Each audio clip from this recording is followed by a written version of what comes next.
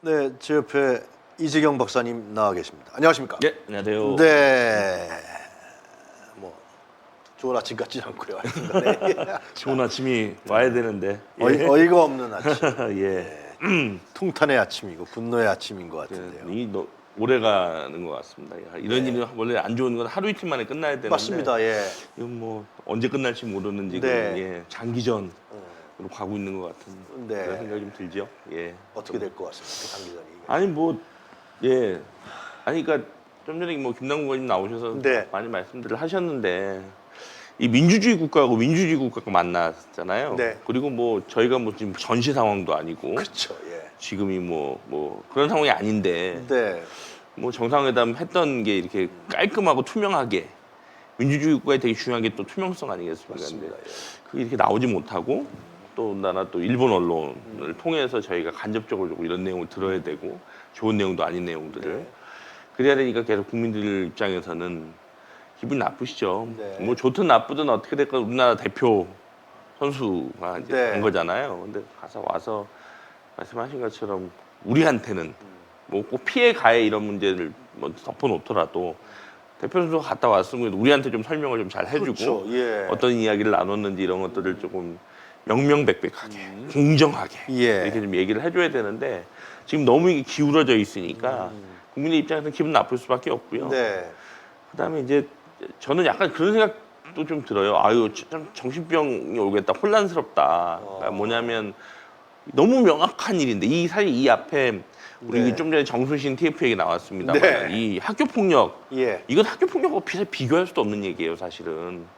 35년, 36년 네. 그 이전에 우리 전에도 뭐 얘기했던 뭐 동학이라든지 뭐 러일 전쟁이나 이런 거 다 포함하면 뭐 한 40년, 50년에 걸쳐서 아주 장기간 일어났던 이건 뭐 폭력, 국가 폭력인 거죠, 그 학교 폭력. 이런 문제에 대해서 이게 하물며 학교 폭력도 이렇게 하면 안 된다라고 해서 다 이렇게 들끓고 일어났는데 네. 이거에 대해서 지금 이렇게 한다라는 게 지금 말이 안 되는데 이게 왜 이렇게 가고 있지? 아마 상식을 가진 일반적 국민이라면 다 답답하실 거고 예를 들면 난 그래도 난 지지할 거야라고 하는 분들도 혼란스러우실 것 같아요. 네.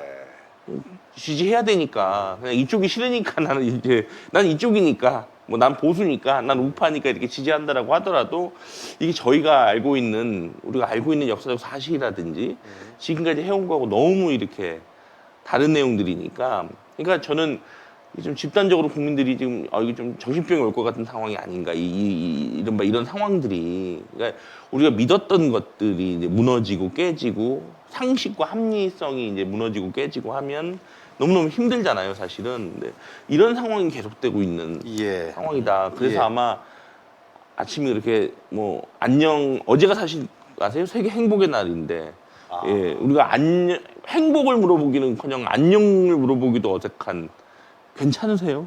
뭐 이렇게 물어봐야 될 것 같은 그런 너무 슬픈 OECD 일이잖아요. 국가에서 우리가 꼴찌했다 그러는데. 저희 뭐 꼴찌는 저희 말씀드리지만 뭐 자살률 뭐 노인 빈곤율 이런 건 웃으면 안 됩니다. 그런 건 1등. 언제나 행복은 저기 뒤에 네. 어딘가에 가 있는. 네. 왜 이럴까라고 생각해 보면 뭐 이런 게 다 작동하는 거죠. 뭐. 네. 예. 그런 상황입니다. 그래서 뭐 지금도 이게 너무 저는 이게 좀 웃으면 웃긴다고 생각하는데 어이가 없는 거죠. 예, 독도 문제가 언급됐냐 말았냐. 글쎄 말이에요. 왜 이런 걸 가지고서 이게 뭐 얼마나 그렇게 중요한 예를 들면 비밀이라고. 근데 일본 언론에서도 저는 두 가지 일본 언론에서 아까 얘기한 것처럼 근거 없이 이걸 썼냐. 일본 언론도 언론인데 이렇게 완전히 소설로만 썼겠느냐. 아니, 유수 언론이에요. 그럼요. 지금 당연하게. 김남국 의원이 얘기했습니다만 관방장관이라는 건 넘버 투입니다. 네. 원래 일본 내각제 시스템 안에서는 수상다음이 관방장관이죠. 관방장관이 예. 기자들한테 브리핑을 했다라는 그렇죠. 거 아니에요. 맞습니다. 그런데 한국에서는 예. 그런 리가 없다. 예. 아니, 기억이 그리고 잘 안 난다. 그리고 뭐 일본 예. 언론은 왜 정상회담에서 있었던 얘기를 왜 흘리느냐. 예. 뭐 일본 언론이 원래 그렇다 뭐 이렇게도 얘기하시는데 네. 원래 그런 거 아셨으면 이렇게 가면 안 되는 거였죠. 이렇게 처리하면 안 되는 거죠. 네. 원래 일본 언론이 그렇다라고 하면 뭐 정상회담은 어쩔 수 없이 약속했으니까 갔다. 그럼 갔다 와서라도 선제적으로 우리가 이런 논의들을 했다라고 하는 얘기들을 밝히면 밝혀야죠. 밝히면 이런 논란이 안 발생했을 텐데 왜 이걸 이렇게 할까? 그러니까 이게 이게 더 이상한 거예요. 네. 계속해서 뭐 기억이 안 난다, 그런 얘기 한 적 없다, 적절치 않다, 그렇죠. 공개할 수 없다 이러니까 무슨 얘기가 있었는지, 그렇죠. 무슨 얘기를 받아들였는지. 그리고 또 한편으로는 어떻게 보면 독도 대화 나눴냐 안 나눴냐 저는 이렇게 보면 지금 이 정도 상황에서는 이제 중요한 거 아니다라고도 좀 말씀드리고 싶은데 왜냐하면 뭐 일본은 얻을 거를 우리가 단순히 눈에 보이는 것만이 아니라 네. 충분히 얻었다. 이거 보면 결국은 한국은 이번 이 일로 인해서 철저하게 분열됐다. 한국이 말이죠. 예. 이게 아시지만 뭐 좋아하는 논리가 그런 거잖아요. 왜 한국이 우리가 조선이 잘못해서 뭐 저 패망했 식민지배 당했다며요. 전형적인 식민사가. 예. 그 지금 그 논리라면 지금 우리의 이 분열 이 지금 발생한 거예요. 지금 사실은. 그러니까 대한민국 국민들이 지금 이것 때문에 나뉘게 됐고요. 또 반일, 우리 되게 합리적으로 반일했거든요. 네. 사과만 제대로 해. 진정성 있는 사과를 하란 말이야. 그러면 우리 용서하고 미래로 갈 수 있어라고 하는 게 국민들의 일반적 감정이었는데 네. 우리 이번 일로 인해서 혐일. 아, 일본 정말 진짜 쟤네랑은 뭐 못하겠다. 그렇지. 이게 혐오 감정을 만들어냈어요. 여기가 일본 사람들이 혐한할 때 우리는 혐일하진 않았거든요. 그렇지. 반일했죠. 맞아요. 근데 이번 일로 인해서 우리 국민들의 이제 네. 감정에도 혐오라는 감정이 일본에 대한 혐오라는 감정이 생겨났고요. 일본 구구파는 뭐 쾌재죠, 이거는. 지금까지 그렇게 자기들이 이야기했던 게 다 됐거든요. 네. 그럼 일본에 이렇게 되면 상식적인 국민들 또는 국민들이 그런 문제를 일본 국민이 다 아는 게 아니에요. 네. 상당수가 일본 국민들이 이런 과거사라든지 이런 것들을 사실 잘 몰라요. 모르죠. 예, 원래 가해자는 모르잖아요. 맞아요. 예, 왜 개구리 뭐 돌 던지면은 개구리는 죽지만 뭐 돌 예. 던지는 사람 모른다고. 예. 근데 약간 이런 상황인데 지금 일본 국민들도 이런 걸 예. 잘 모르거나 또는 상식적 생각을 가지고 있던 일본 국민들도 극우파가 했던 주장이 맞나 보네. 65년 청구권 협정으로 다 끝난 거였나 보네. 별일이 아니었나 보네. 강제징용이 아니었나 보네. 이런 생각을 이제 하게 되는 거죠. 예를 그것도 들면. 한국의 국가원수가 와서. 그렇죠. 아닙니다. 예. 이렇게 됐고 일본은 더군다나 앞으로 너무 이제 우리 흔히 꽃놀이패라 그러죠. 야, 그간은 우리가 지렛대가 있었던 거죠. 어떻게 됐건 일본한테 사과를 요청할 수 있는 지렛대들이 있었던 건데 네. 이렇게 나섬으로 인해서 일본은 이제 한국에다가 그러니까 오죽하면 후쿠시마 수산물 지금 이런 얘기가 나올 끝까지 들리는 예, 거고. 이제 앞으로 어떤 얘기를 더 할지 이제는 아무런 얘기도 서슴없이 할 수 있는 일본이 됐다라는 겁니다. 그러니까 결국은 한국은 이렇게 쪼개지고 예를 들면 일본은 이렇게 극우파가 득세하게 됐고 일본 정부는 한국 정부에 이제는 어떤 얘기도 짓거릴 수 있는 상황이 됐어요. 이렇게 되니까 종합적으로 한국은 철저하게 손해가 발생했고 우리가 사실은 어떻게 보면 한중일 관계의 중요성은 이 동아시아 평화지 않습니까? 네. 우리 과거에 김구 선생님, 안중근 우리 예. 장군님이 다 얘기하셨던 게 우리가 일본을 지배하자 이런 얘기가 아니었잖아요. 동아시아의 평화. 싸우지 말고 우리 평화롭게 지내자라고 하는 얘기들을 저희가 끊임없이 얘기했었단 말이에요. 네. 근데 이로 인해서 저는 동아시아의 평화는 더 요원해졌다. 결국은 자꾸 과거 얘기하시잖아요. 예. 과거만 어둡게 한 게 아니라 그렇게 좋아하시는 미래도 어둡게 했다. 그냥 아무런 감정이 없는 사람조차도 일본? 이거 너무 심한데? 이런 생각을 가지게 만들었다는 예. 거죠. 그래서 저는 이런 지점들이 그렇게 얘기하는 국익과 미래라고 두 가지 얘기 많이 하시더만요. 국익을 위해서 했다. 미래를 위해서 했다. 근데 1번, 국익은 하나도 확인되는 게 없다. 심지어는 손해만 확인된다. 아하. 하나가 있고요. 네. 미래. 도대체 지금 이게 우리가 동아시아의 미래, 네. 한국의 미래를 위해서 도대체 뭐가 좋은 거냐? 라는 게 아무것도 확인되지 않는다. 솔직히 말하면 오히려 더 어두워졌다. 아니, 한국의 청년들이 일본 만화를 보고 일본 애니메이션을 보고 일본에 여행을 간다. 맞아요. 예. 이거랑 일본의 과거의 그 어마어마한 잘못들을 사과해라, 배상해라 하는 이 생각이랑 이 분리가 안 되시나요? 그렇잖아요.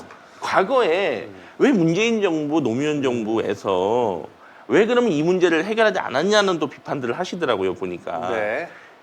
이게 전략적 인내라는 거잖아요. 그렇죠. 어차피 지금 한일 관계가 나쁜 관계였다라고 하더라도 여전히 이거 솔직히 말씀 여전히 일본은 우리나라한테 어마어마한 무역 흑자를 가지고 왔고 우리 일부 규제 때문에 힘들었지만 상당히 이 덕분에 국산화도 했고 그렇게 한일 무역 관계는 어떻게 됐건 계속되고 있었고 한국 사람 일본으로 여행 갔고 일본 사람 한국으로 여행 왔어요. 맞아요.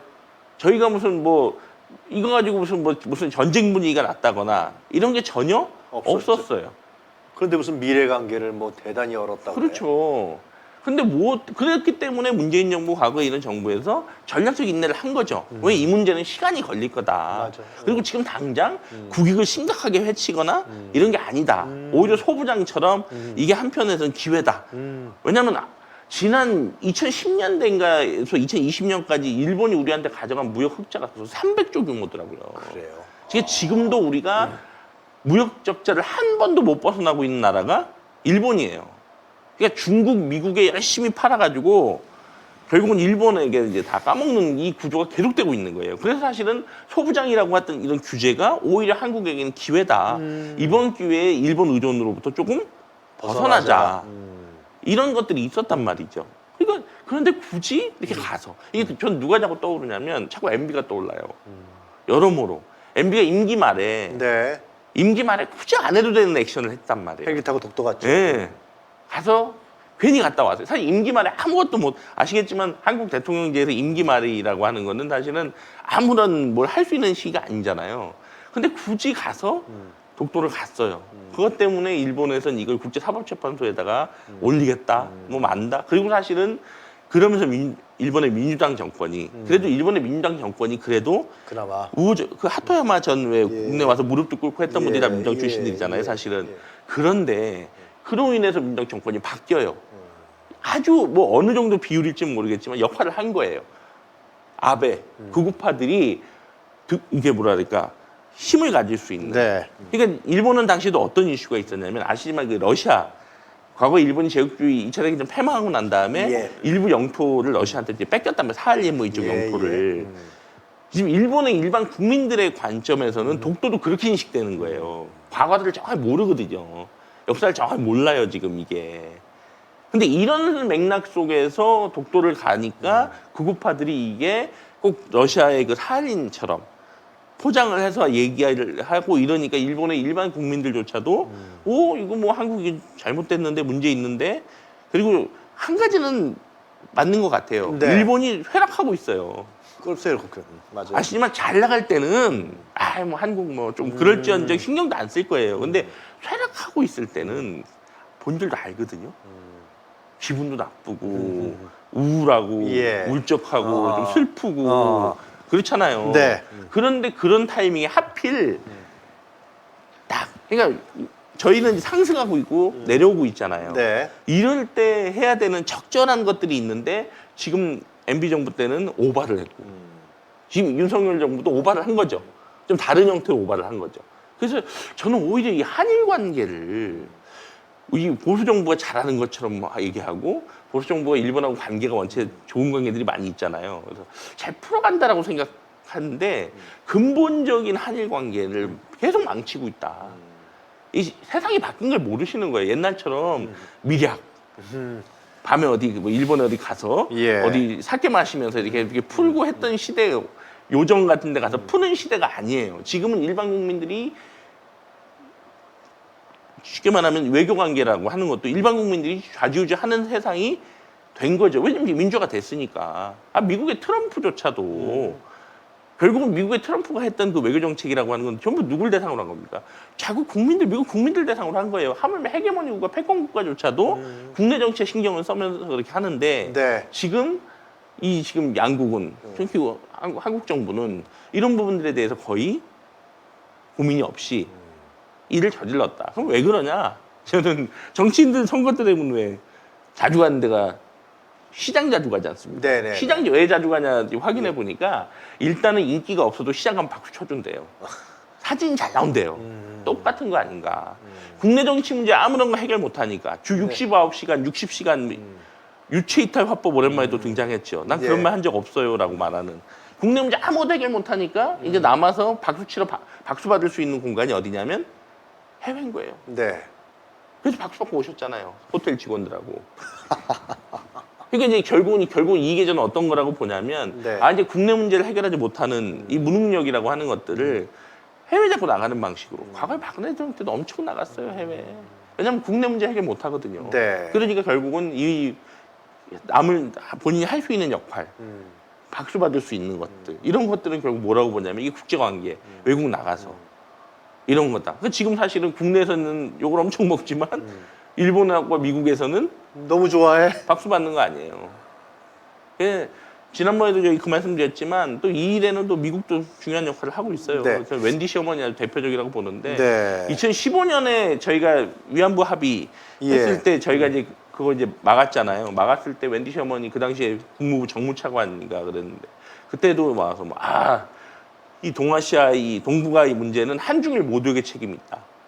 그러면 한국한테는 과거에 집착해서 미래로 가지 못한다. 표면적으로 아주 객관적 중립처럼 기계적 중립하죠, 미국이. 근데 웬디 셔먼이라고 하는 이 정무 차관을 통해서 이 발언을 통해서 미국의 속내가 드러난 거죠. 아니, 명확하게 잘못한 놈과 가해자 피해자가 있는데 다 같이 잘못해서 야, 너가 맞을 짓 해서 맞은 거야 라는 얘기잖아요. 이게 사실은 알고 보면. 그럼 이거는 중립이 아니죠. 일본 편든 거죠. 근데 이분이 지금 국무부 부장관이에요. 그래요. 예. 이 웬디 셔먼 2015년에 정무차관 지금 부장관이에요. 그럼 이분은 아마 확률적으로 다음 바이든 2기나 좀 다음 민주당 정부 때쯤에는 국무장관을 하겠죠. 아시겠지만 미국에서 넘버 2는 국무장관이잖아요. 넘버 3구나 부통령이 있으니까. 내가 이런 사람, 그러니까 이런 게 미국의 속내, 그러니까 이런 상황 속에서 미국은 지금 박수치고 있는 거죠. 자, 독도 얘기 좀 해볼까요? 예.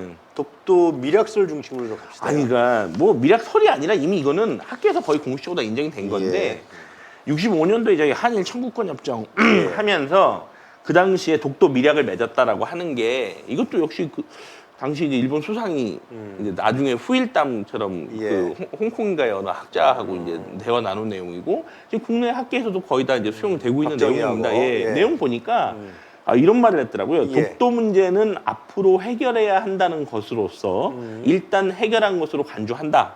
그러면서 이 첫 번째 항목이 제일 재밌는데 독도는 앞으로 대한민국과 일본 모두 자국의 영토라고 주장한다. 박정희하고 누구하고? 예, 일본에 당시에 일본하고 한일 협정 맺을 때 하는 거죠. 예, 그러면서 이에 대한 반론에는 이의를 제기하지 않는다.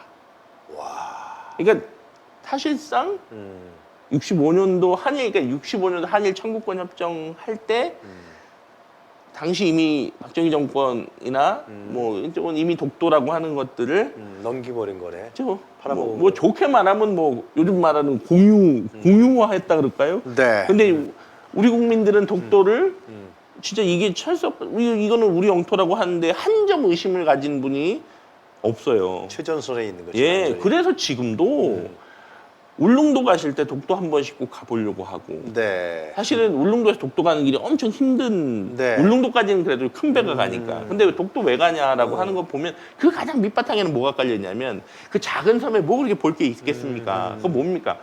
이게 우리 땅이라는데 우리 영토라는데 우리가 이렇게 지키고 이렇게 해야 되는 이런 곳이라고 하니까 네. 어떻게든지 한 번이라도 가서 밟을래. 그래서 독도 지키는 우리 경찰분들한테 가서 선물이라도 준비해가지고 네. 끊임없이 가가지고 갔다가 응원하고. 이 국민들은 이러고 있는데 이미 65년에 독도 미략에서는 뭐 서로 자기 땅이라고 주장하고 이게 대해서 뭐라고 안 한다.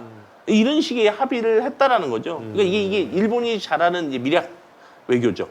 우리 과거에 뭐 가스라 테프트 뭐 이런 미략. 또 김종필하고 예, 오이라 미략. 예, 다 미략. 근데 이거를 한국은 이제 민주화가 많이 됐어요. 일본 정신이 여전히 이 수준인 거예요. 네. 한국은 민주화가 이제 돼서 이제 전 세계에서 아까 뭐 G7 초대받았다고 했잖아요. 이거는 우리가 이미 그 과거부터 특히 문재인 정부 들어와서 코로나 그때 해결 받았잖아. 예, 이미 경험이 있어도 이번에 처음 초대받는 게 아니에요. 그리고 이미 이거는 미국의 싱크탱크나 주요에서도 이제 한국 포함해서 좀 몇 나라 더 늘려서 G10을 하든지 이게 늘려야 된다라는 얘기를 지금 하고 있어요. 맞아요. 이게 대단한 게 아니. 지난번에 뭐 미국이 우리 뭐 민주주의 무슨 정상회의 불러가지고 세션 하나 맡겨준 거랑 예. 내용으로 따지고 보면 별반 다를 게 없어요. 네. 이거는 현 정부의 성과가 아니라 한국이 이만큼 큰 거예요. 근데 특히 코로나19라고 하는 이 비상시기에 우리가 보여준 우리의 그 실력, 우리의 능력 이게 인정받은 거지. 네. 뭐 이번에 가서 이걸 잘했기 때문에 지금 네. 이런 거 절대 안 되라는 말씀 다시 한번 드리고 싶습니다. 기시다가 기분 좋았고 예. 그렇게 한 게 아니잖아요. 예. 그런데 여전히 약간 일본은 네. 미략. 근데 우리도 이거를 왜 우리가 뭐 때문에 이걸 따라 해야 되냐는 거죠. 뭐 남북 관계처럼 뭐 좀 특수한 관계가 있다거나 뭐 군사 안보적으로 예를 들면 지금 어떤 심각한 상황이 좀 있어. 뭐 이런 거라면야 또 나중에 역사가 평가해 주겠는데 근데 나중에 결국 맺어놓은 미략도 보니까 우리 땅 넘긴다는 미략이야. 그럼 이거 왜 이럴까요? 네. 결국은 당시에 박정희 정부도 국내에서 이 일본 대일 관계 문제 때문에 엄청나게 많은 비판을 받았고 그때는 65년대 대단했었습니다. 하물며 예. 박정희를 지지했던 국민들조차도 일본 관계는 이렇게 가면 안 된다라고 하는 대일 관계, 한일 관계 이렇게 풀면 안 된다라고 하는 것들이 분명히 있었기 때문인 거죠. 박정희는 일본도 못 갔어요. 그렇죠. 그래서. 예. 감히 못 갔어요. 맞아.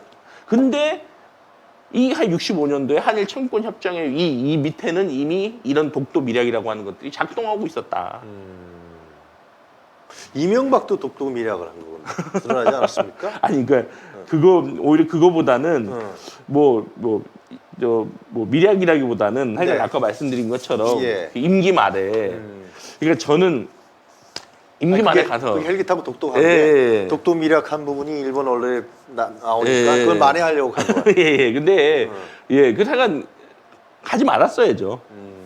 왜냐면 결국 가서 네. 만들어준 게 그러니까 결국은 제가 한일 관계는 국내 정치를 잘 봐야 된다고 보는데 네, 네. 결국 가서 아베 정권을 출범시키는데 혁혁한 공로를 했고 일본의 일반 국민들이 한국을 좀 미워하게 되는 좀 이런 계기로 이제 작동을 했죠. 반면에 YS라든가 노무현 정부 때는 어땠습니까? 독도 YS 그러니까 김영삼 정부는 일본에 대해서 물론 이것 때문에 과거에 IMF 때 일본의 지원을 못 받았다라고 하는 말도 있긴 있습니다만 네. 어떻게 됐건 강경했죠. 네, 아주. 감히 일본이 그리고 사실은 독도 미략 당시에 그 미략의 내용에도 보면 지금 한국이 실효적 지배를 하고 있잖아요. 네. 근데 이 추가적인 어떤 시설을 설치하진 않는다. 근데 YS 때는 여기다 접안 시설 추가로 설치해버리죠. 어허. 이게 뭐냐면 이거 우리 땅이야 확실하게. 어... 그러니까 어떻게 됐건 YS도 민주정부의 문민정부, 그렇지. 민주화 이후에 이제 예. 어떻게 보면 정부잖아요. 그러니까 이런 문제에 대해서는 이제 강경했던 거죠. 그래서 당시에 그 당시에 근데 이제 이때부터 사실 일본이 본격적으로 이제 문제를 뭐 수상이 그 전까지는 수상이 이런 얘기 안 했는데 하시모토 루타로라는 당시에 이 수상이 있었어요. 이 수상이 독도 영유권 얘기하고 이때부터 이제 중고교 교과서에다가 독도를 자국 영토로 하죠. 98년에 저희 한일 어업협정이라는 거 맺었는데 네. 당시 굴욕이란 말도 많이 있었습니다만 이때 약간 핵심은 독도가 최소한 한국 거다라고 하는 부분에 대해서 어느 정도 인정이 됐던 그러니까 이런 측면들이 있었던 거죠. 그러니까 YS 정부 때는 이 독도 문제를 놓고 보면 강경하게 비교적 이게 좀 거칠긴 했지만 네. 강경하게 잘 독도에 그걸 지켜냈다라고 네. 하는 측면이 있었고 노무현 대통령 때는 확실했죠. 아예 이때는 시네마현이라고 왜 네. 그 일본의 지금도 시네마현에서 뭐 죽도에 뭐 다케시마현 이런 거 하잖아요. 이쪽에서 좀 난리를 좀 쳤어요. 지방 정부 차원에서. 예. 근데 노무현 대통령이 특별 담화를 다 발표하죠. 예. 일본이 독도에 대한 권리를 주장하는 것은 제국주의 침략 전쟁에 의한 점령지 권리를 주장하는 것으로 예. 한국의 완전한 해방과 독립을 부정하는 행위이자 과거 저지른 침략 전쟁과 학살, 40년간에 걸친 수탈과 고문, 투옥, 강제징용, 심지어 위안부까지 동원했던 그 범죄의 역사에 대한 정당성을 주장하는 행위이다. 저는 너무 명문이라고 보는 것 중에 하나가 뭐냐면 독도라고 하는 이거를 뭐 영토의 문제 뭐 이런 걸로 국한시키지 않아야 된다라고 하는 것들을 저는 잘 보여준 구조라고 노무현 봅니다. 대통령이. 예, 왜냐하면 이 독도라고 하는 것의 역사성이 결국은 이게 조선, 대한민국 것이었는데 러일 전쟁 과정에서 가져갔지. 일본이 결국 강제로 예. 가져간 거거든요. 네. 그러니까 이걸 우리가 지금 우리 땅이다, 우리 거라고 지켜야 되는 이유는 그 제국주의 역사하고 이게 결합돼 있기 때문이에요. 아. 이게 뭐 영토적 중요성이 엄청 크고 뭐 이런 것도 맞는 말씀이겠지만 보다 네. 근본적인 것은 이런 역사적인 사실과 연결돼 있는 삶입니다. 그래서 독도 문제를 노무현 건드리는 대통령이 것은 굉장히 정확하게 지적한 그렇죠. 거군요. 저희가 그 안보에서 이게 존재론적 안보란 말도 써요. 사실은 예. 뭐 이 독도가 우리나라 안보에 엄청 중요한 곳이다. 네. 뭐 이건 논란이 있을 수 있어요. 네. 그렇지만 이 독도를 건드리는 건 네. 우리 대한민국의 존재를 건드리는 거예요.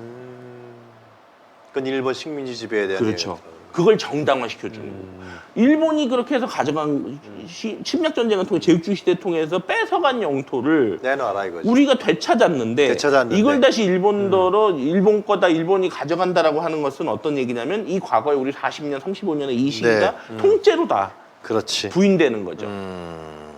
그래서 저는 이게 너무너무나 뛰어난 명문이라고 봅니다. 아니, 그러니까 싸움은 좀 이렇게 해야 된다니까요. 아니, 이렇게 멋있는 글을 가지고 우리나라 국민들의 가슴도 좀 울리고 일본 국민들도 이런 글을 예를 들면 본 상식적인 사람이다라고 하면은 고민하게 되고 그렇지. 야, 이런 거구나.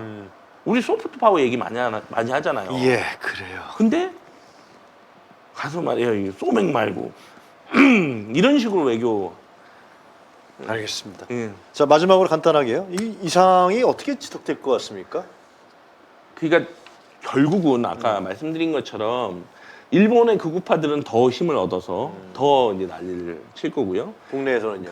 국내 같은 우리나라 경우는 국내는? 지금 국내에서는 어떻게 됐건 잘못했다라고 하는 여론이 압도적으로 높지만 네. 이 문제가 반드시 이제 우리가 흔히 잘했던 과거의 종북이랑 비슷한 건데 정쟁화 시킬 거, 끊임없이 정쟁화 시킬 겁니다. 네. 그래서 이게 일본하고의 관계에서 우리가 뭔가 좀 잘못했다라고 하는 측면, 그래서 이걸 바로잡아야 된다라고 하는 합리적인 논리로 푸는 게 아니라 또 여야, 보수 진보 이런 식으로 이제 또 언론을 갈라치겠지. 예, 갈라치기 이제 타겠죠. 그리고 이미 보수 언론에서는 지금 이제 강제징용 갔다 온 분들 중에 이제 일부 몇몇 분들이 이제 뭐 어쩔 수 없지 않냐, 뭐 받아들이겠다 이런 얘기들을 이제 인터뷰 기사로 막 네. 내보내기 시작해요. 예. 그러면서 이제 이 문제를 이제 결국은 또 다른 형태의 우리가 흔히 말하는 이제 정쟁화 시키겠죠. 예. 예, 이렇게 되면 결국은 뭐 알겠습니다. 아시겠지만 5년 정권이잖아요. 4년 남았어요. 예, 결국은 이 문제는 해결된 게 아니다. 알겠습니다. 예. 자, 오늘 이재경의 시사청당 이재경 박사님 말씀 잘 들었습니다. 예. 감사합니다. 예.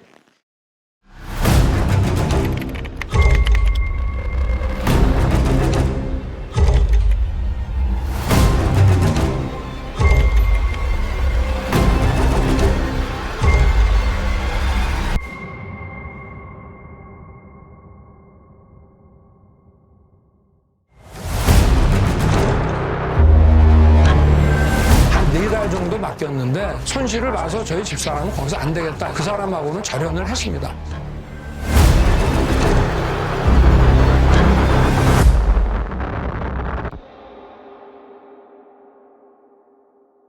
본 다큐 영화는 리워드 펀딩 후원 방식으로 제작됩니다. 3만원 후원 회원은 시사회 티켓 2장, 5만원 후원 회원은 시사회 티켓 2장과 영화 제작 포토 에세이집을 추가로 드립니다. 서울의 소리 구독 회원 여러분이 대한민국 민주주의와 한반도 평화를 사수할 역사적 다큐멘터리의 주인공이 되어주십시오.